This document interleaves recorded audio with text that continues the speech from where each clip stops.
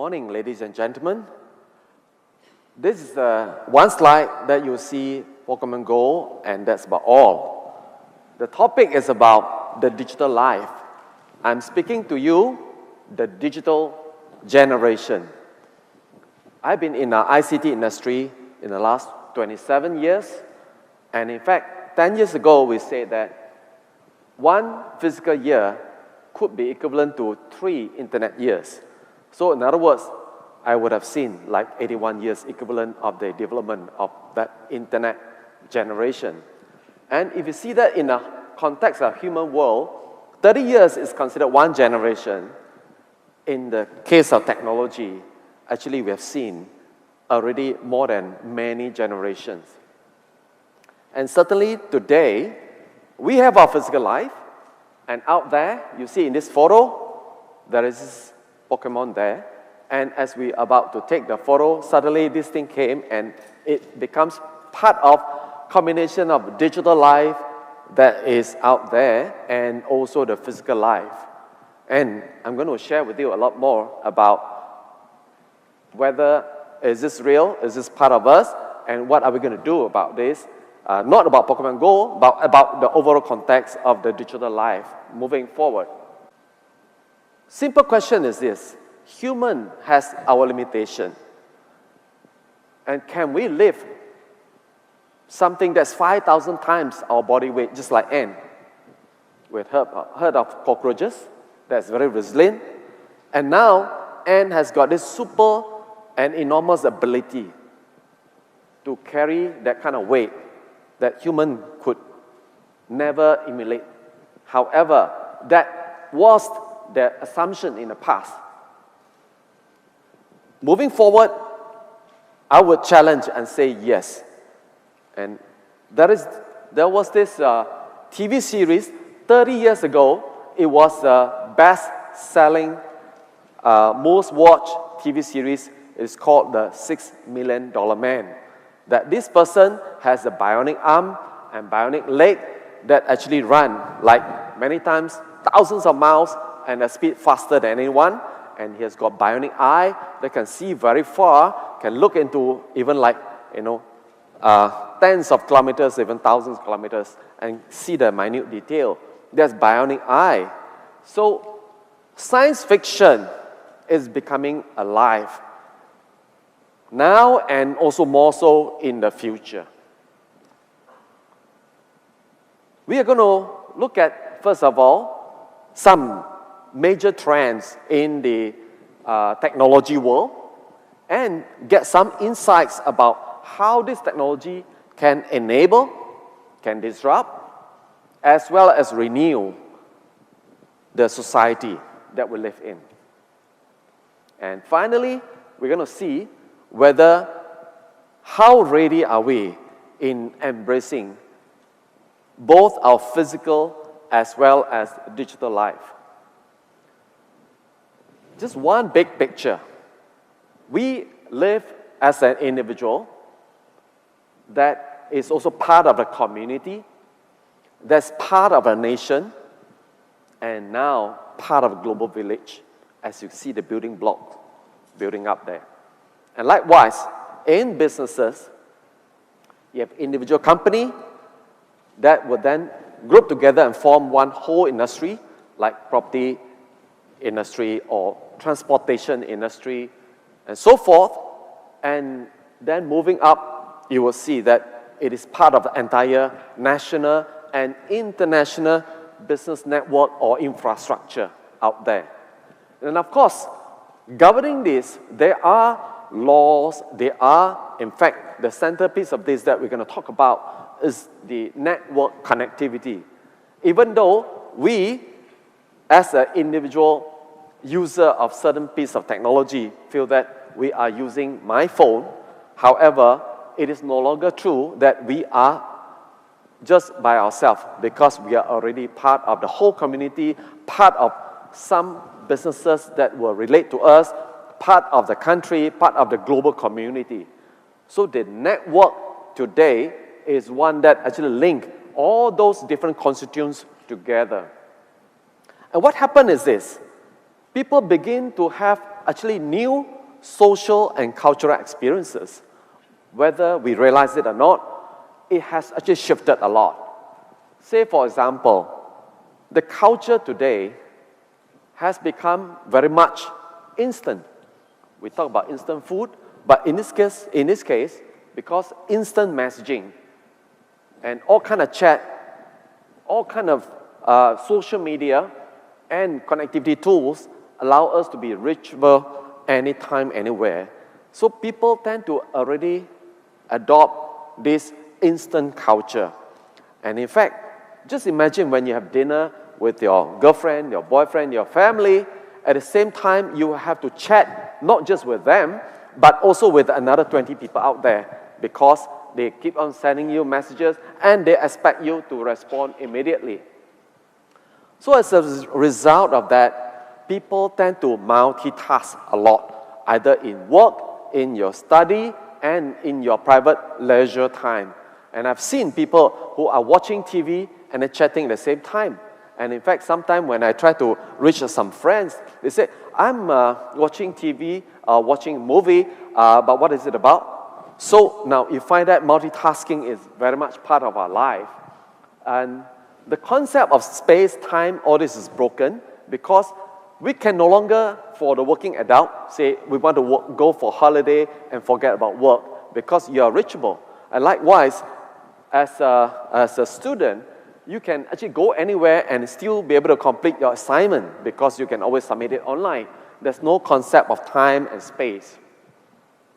Now, on a more serious topic, economically, there are a lot of concern how this technology development could actually affect the state economy, especially with regard to employment, because it is predicted that in a very not so distant future, people are looking at the possibility of robots and automation replacing half those jobs. In fact, whatever that you may be studying today in the uni, to prepare yourself for the future employment may actually see a very major change because a lot of those work could be replaced by artificial intelligence and technology of different sort. We just need to be very mindful of this and be aware right now.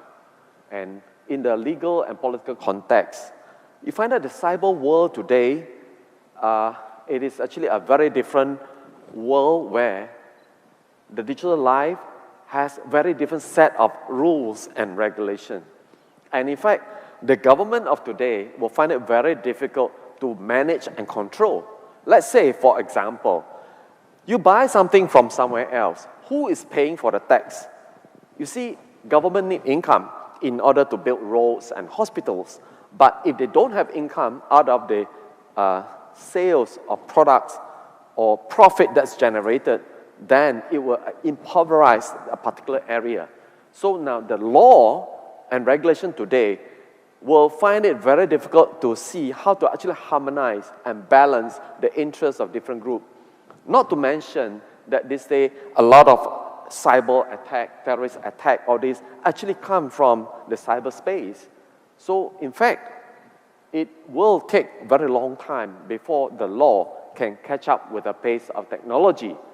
One recent classic example would be the fight between Uber as well as taxi association, because taxi associations find that they are taking away their businesses and wanted the court to declare Uber illegal as a taxi service provider. And court find that Uber is not operating as a taxi service provider. They are, in fact, an information provider linking the passengers to those people who have cars that wish to actually generate some income and go somewhere and perform the service for the passengers. So there are a lot of gaps in how law and regulation keep pace with the development of technology. Now, having said all these things, we just need to make sure that we understand that we are all impacted by technology. This is one slide to show that digitalization is now going to eventually transform every single industry. You talk about government, security, there's no way to predict any threat or monitor any threat without the use of technology. Healthcare, you have seen all kind of biotechnology, gene therapy, stem cells, all kind of other new area of research that will be empowered by the use of technology too. Internet of Things, image processing, artificial intelligence. Just to quote one example, a lot of time when we seek treatment, there is this image that will be produced by either MRI machine or CT scan machine. And we will have specialists, radiologists, to interpret those images. Now, it takes a lot of experience and knowledge in order to be able to write a report about what's wrong with this image or this particular patient. Now, a lot of these images can be fed into the artificial intelligence. Now, then the machine or the robot could then learn the trick, not just the trick, the knowledge of the radiologist. And when an image is fed, then with the help of AI, a report can be generated that could actually be some sickness, some problem somewhere, and it can be done very fast. So this is actually happening in the next 1 year or so. Not going into the detail, but you see that education, retail, transportation, construction, agriculture, entertainment, manufacturing, service industry, knowledge industry, property industry, electronic, all of them. I actually cannot think of a single industry that is not going to be transformed because of technology. Now, how would all these things happen? There are invisible forces. That includes the power of doubling, that includes the power of network, and also that includes the power that the nature drives all of us. Just to touch on nature, that consists of a lot of the high growth of population and aging population that actually tax on the world's resources. Global warming requires us to find a solution. So otherwise, the existence of humankind will be under threat. So this will be one invisible force that propel us to find a lot of solutions. Of course, the network of the people and all the entities around the world, and the Moore's law. The founder of Intel actually discovered Moore's law, that the density and the performance of processor or the chip will be doubled approximately every 2 years. So what does it mean? I'm just going to illustrate that the force behind the power of exponential growth. Let's say every day the speed becomes double. I use the word every day. It can be every year. It can be every 2 years. Just for the purpose of illustration, 1, 2 days, 3, 4, 5, 6, 7, 8, 9, 10. In 10 days, it has become 1,000 times more powerful in 10 days. But we don't realize that just in another 3 more days, it becomes 8,000 times more powerful. And in fact, what is dangerous is this. In the 20th day, it becomes 1,000,000 times more powerful by applying this same analogy, same projection. So because of that, we often are blinded by what we experience today. We could be at a point of 1,000, but we couldn't see what's coming when it becomes 8,000. We couldn't see what happened. It's just very near future, it becomes 1,000,000 out of these numbers. So, like online education, we see that maybe distance learning, online learning is still not so prevalent. It's not taken off yet. But in just the next few years, it will become very much part of how we learn things. So, knowing these forces behind, I'm just going to do some summary very soon. And this is just to share with you that, the power of doubling is further enhanced when a lot of countries, a lot of institutions, a lot of investment are feeling the new invention because they see the power of new invention, new innovation. So it has created that virtuous cycle. Finally, technology certainly enables new things to happen, new businesses, new way of us living our life. And when that happens, it will also disrupt the existing means, existing lifestyle, existing businesses, and how government function. With all the changes taking place, it will come to a state whereby there is the renewal, where the new way of life, new industry will then operate, or rather the industry will operate in a new manner that is more efficient, more optimal, more cost effective. Finally, we have seen that digital life is alive and growing. So can we ignore? Can we be successful without technology? Can we be happy without technology? That's even more important. We have to find our own answer. If we look 10 years down the road, we really must look very hard, even though it's not very visible right now, it's not very clear right now. But just imagine it's going to be a lot more available to us every year. So what do you do? What do we do? Do we watch and observe? Do we embrace it? Do we innovate? When a fire is small, don't belittle, because it can burn the entire forest. When the idea is small, when the invention is small, don't belittle. It can change the world.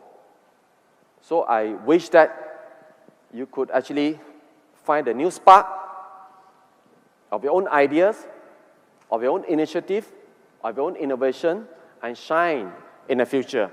That's in line with the theme of luminosity. Thank you.